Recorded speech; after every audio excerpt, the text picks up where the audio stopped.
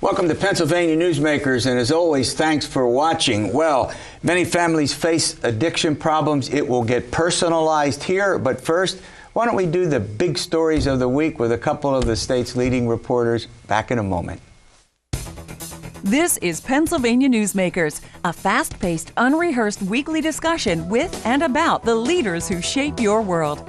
And now, here's your host, Terry Madonna. Well, let's start out with a story that you might not believe. First, let me just introduce our guest, John Micek. He's the editorial page editor of the Harrisburg Patriot News and PennLive. And Katie Meyer, she's the Capitol Bureau Chief at WITF Public Radio. I think I got that right, Katie? You did. All right, this is a story, John, I'll start with you on this, that you can't believe. We got a governor who will be inaugurated for his second term, yes, and a new lieutenant governor, John Fetterman. They both have residences paid for by all our audience and all of us around here, and they're not going to live in them. What's that about? It's the whole proletarian man of the people thing that Governor Wolf likes to style himself after. I mean, he made headlines, Terry, 4 years ago when Tom Wolf did, when he announced he was not going to live in the governor's residence on 2nd Street on the Susquehanna River up there in Harrisburg. Instead, he's now commuted in his famous blue Jeep from his estate in New York County. For these last 4 years. Now, John Fetterman, his newly elected lieutenant governor, his partner, is going to take a pass on living in what's known as the State House, the LG's official residence on the grounds of Fort Indiantown Gap. And so he's going to get an apartment instead. He wants to have that residence turned over to, it's got a pool, so they want to have the kids in to swim and that kind of stuff. But it being on a military installation, there's some rules and access issues and stuff. Now, what's really interesting about this, the governor does use the governor's residence. I can't call it the mansion. I guess they don't like that. I don't, up on the Susquehanna River. It is, though. It's a big house. Yeah, but he does use it. Sure, yeah. The governor, I think, will stay there sometimes when he is in Harrisburg. They have late nights sometimes. They also use it for events. And this was actually, I did a story about the fact that neither of them were living in the residences. And I was trying to look at, when somebody doesn't live in these buildings, they don't go away. So I'm trying to figure out, what's the cost difference if somebody lives there versus somebody doesn't. Is there one? Not really. I mean, we don't know for the lieutenant governor's residence because no one has not lived there in a very long time. And so with the governors, we do know because there are events and things there. It actually costs a little bit more because you have to. Yeah, well, because you have to have people. There's more staff for tours and things. And we know when Lieutenant Governor Mike Stack lived in the current LG, lieutenant governor who was defeated by Fetterman in the primary. Go ahead, finish. Well, when he was in there, he got a lot of flack from how much he was spending. His food bills, for instance, were pretty high. And so I think Fetterman, part of this is he is, his whole thing is that he's sort of a man of the people. He lives above a converted car dealership. He doesn't like coats and ties. Sure. John, do I got that right? Yeah, I mean, the thing is also, though, Terry, and this is a very practical thing, both the governor and lieutenant governor receive state police protection. Absolutely. And there is space built into the executive residence on 2nd Street for them to operate out of. So there was sort of an initial startup expense for the state police down in Mount Wolf. They had to set up a field office kind of thing. Right. So there may also be that sort of logistical, because LG Fetterman says he wants to get an apartment in town, so there would be that issue for them setting up some kind of presence for the executive detail as well. Oh, yeah, exactly. And then his family's going to stay in Braddock. Yeah, and by the way, he's not the first governor who had this problem. Milton Schaap, way back in the 1970s, did the same thing with his residence. All right. Correct. We also have, and I don't know, a battle over the residency requirement for a newly elected state senator out in western Pennsylvania, Lindsey Williams. She's a Democrat elected in an Allegheny County House district. So it looks like, and I only bring this up for statewide interest because I think more and more we could have battles over residency. We could have battles over election returns. We have them now, and whether or not the seating of a lawmaker, how important is that? Either one of you. Who wants to start? Go ahead. Well, I mean, it is very important. a lot of the Republicans. So first off, just to set the scene, Lindsey Williams, again, a Pittsburgh suburb representative, senator. She's pretty far left. She was endorsed by the Democratic Socialists of America. And she, 4 years ago, this time, in November 4 years ago, she was in the process of moving to Pennsylvania from Maryland. And so when November 6th of that year came, she didn't have an apartment yet, and she was still like moving in belongings, but she had taken a job in late October. Where does this go? So, really where it could go is if the Senate, because this is up to Senate Republicans who lead the chamber, they could say, because she's given them her rent, she's given them like where she was on which days, they could decide that she doesn't meet the residency requirements. And that seems like something that very much may be in the offing. Now, John, before we run to a break, the Republicans still control the state legislature, or the state Senate. They have 29 seats out of the 50. If you include Williams, if you include Williams in it. Is this it's not a battle for control. What's the real issue here? Senate Republicans insist that they are in earnest on this, and they want to make sure that Senator-elect Williams meets the residency requirement. But Terry, we can slot this into a broader movement we're seeing nationwide with Republicans moving to undermine Democratic governors in Michigan and in Wisconsin. This may not necessarily be of a piece at it, but certainly the timing and the optics are strange. All right, we're going to run to a break. Here we go again. Another budget. We're going to hear from the governor on it. Is the budget going to be good? Is it going to be bad? Are we going to have a surplus? Are we going to, I'll use the T word, taxes, are they coming your way? We'll ask our reporters after these words. This broadcast of Pennsylvania Newsmakers is presented by the Pennsylvania Chamber of Business and Industry, the statewide voice of business, and by the Pennsylvania State Education Association and Partners for Public Education, bringing the power of a great education to our schools, our students, and our communities.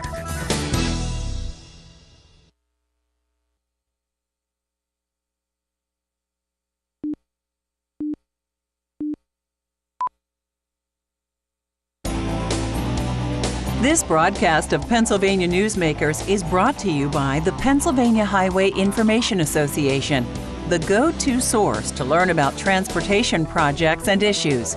Please visit pahighwayinfo.org. And by the Pennsylvania Manufacturers Association. Business in Pennsylvania is our business. All right, I'm chatting with two reporters, John Micek and Katie Meyer. All right, here we go again, Katie. Another budget season coming up. The governor will make his address in February. We had a report this past week from the budget secretary. What is the health of the state of Pennsylvania in fiscal terms? Are we going to have a deficit?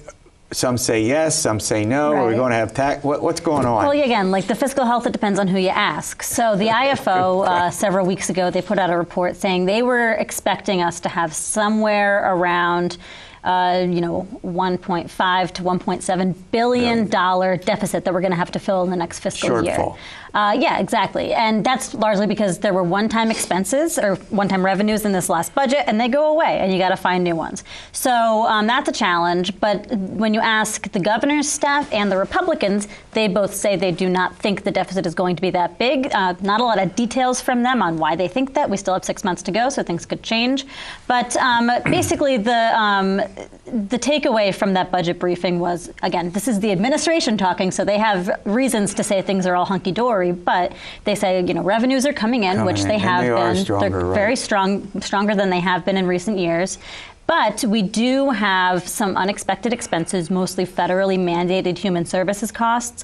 And so the governor's office says they're going to need to appropriate some extra money to fill that in the beginning of the next fiscal year, which isn't super unusual. And they say the surplus is going to be enough to cover that. All right, John, as you know, now the Governor Wolf has been elected to his second term. He can't seek re-election, but the Republicans control the legislature. It looks like they're more conservative. I'm using liberal and conservative in a descriptive way, but they are more conservative. Yes. We know that the governor has proposed income and sales tax hikes in his first two budgets. He hasn't in the last two.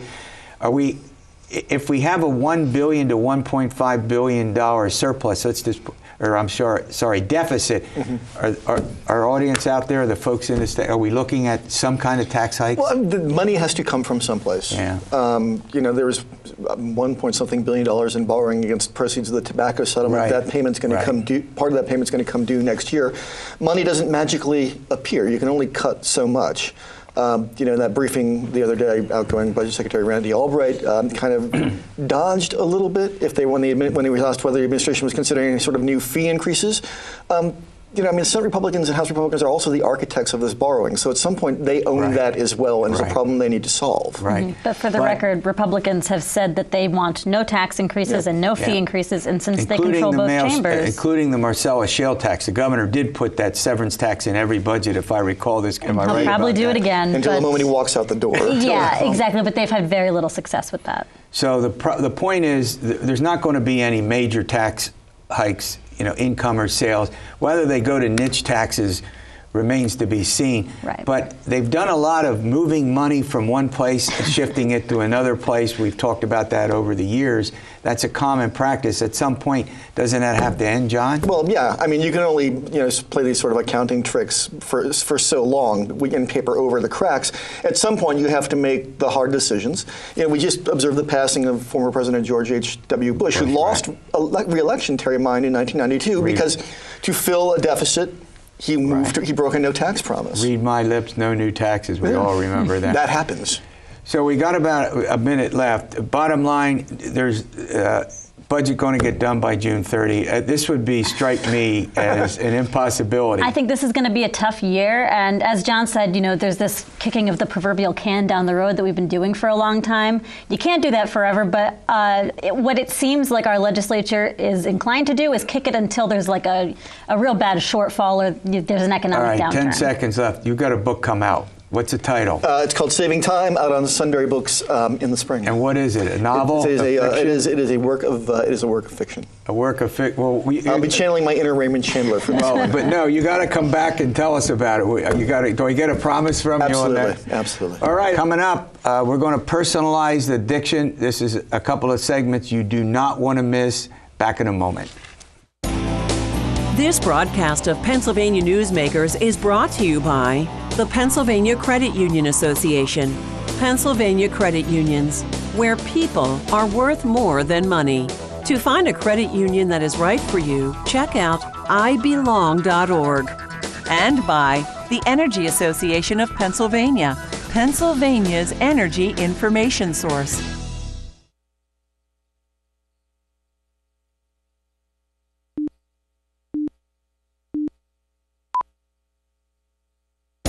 This broadcast of Pennsylvania Newsmakers is brought to you by the Association of Pennsylvania State College and University Faculties, representing the faculty and coaches who are devoted to providing quality public higher education for Pennsylvania's college students. Welcome back. Well, it's a holiday season, and we're going to talk about addiction, and it does affect millions of families. I'm chatting with Maggie Hunt. She's a director of Alumni Services at Treat Premier Addiction Treatment Center. Quite a title. And Grace Shober, she's the intake coordinator at the same organization. All right, Maggie, let's start with you. You had an addiction, and you're obviously in recovery. What did you get addicted to? I think when I first started using substances, I started with alcohol and smoking weed. And then I think as I progressed, I started using opiates and then, went to heroin as well. And it was definitely a difficult struggle for a couple years. Wow. I feel like I'm not the typical build of what you would think a heroin addict looks like. I come from a nice family. I have no significant trauma that would lead me to... You're making a great point here. You're making a great point that families... We're talking about 22 million Americans who are in some form of recovery. How did you get addicted?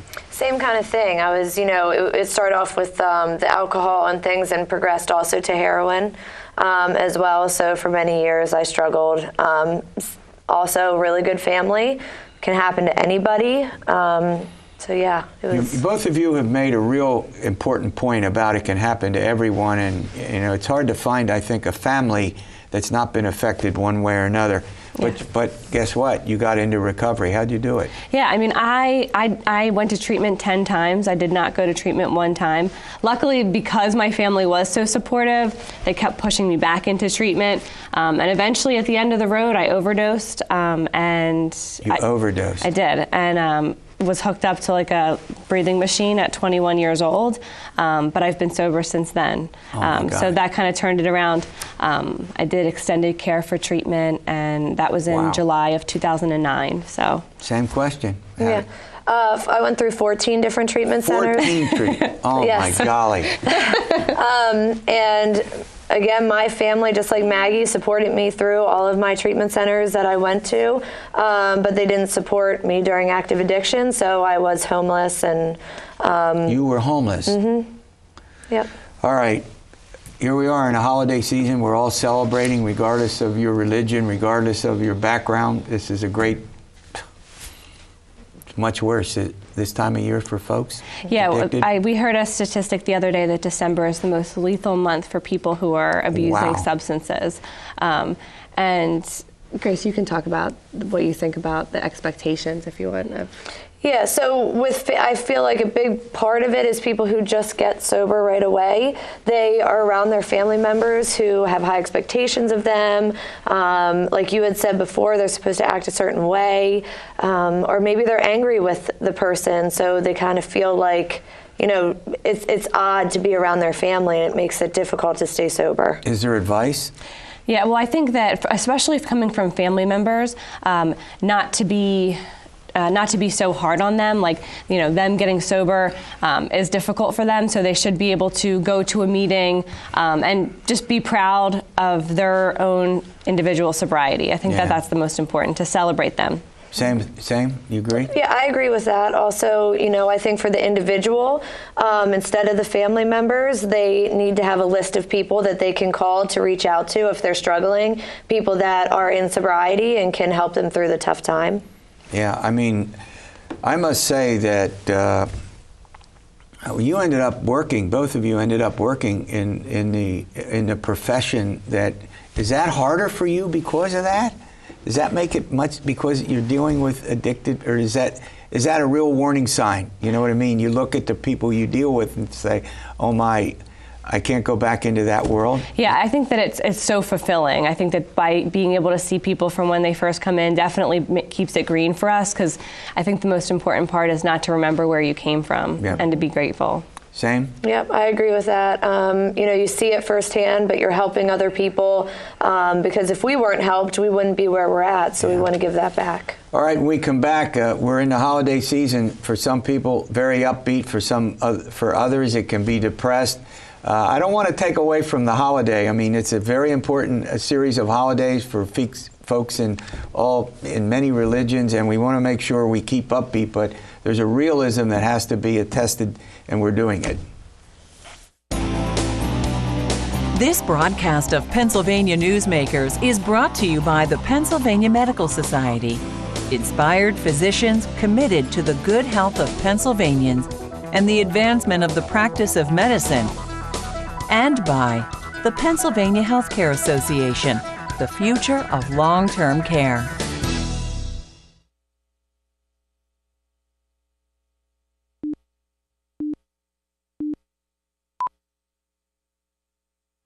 Well, I'm talking with Maggie Hunt and Grace Shober. Both were formerly addicted. They're now in recovery and, in fact, trying to help people working through others' addiction problems, and it's very important. And, you know, is there a greater extent of depression this time of year because of the holidays and all the celebrations? Yeah, definitely. I think that people are nervous about going to family parties or not going to family parties at all and being by themselves. And I think that it's hard to realize that you're struggling if you don't build that sober support network that Grace was talking about. Yeah, do you agree? Yeah, some people are still, even if they are in recovery and early sobriety, are not invited to their families' homes, and that's depressing for them for sure.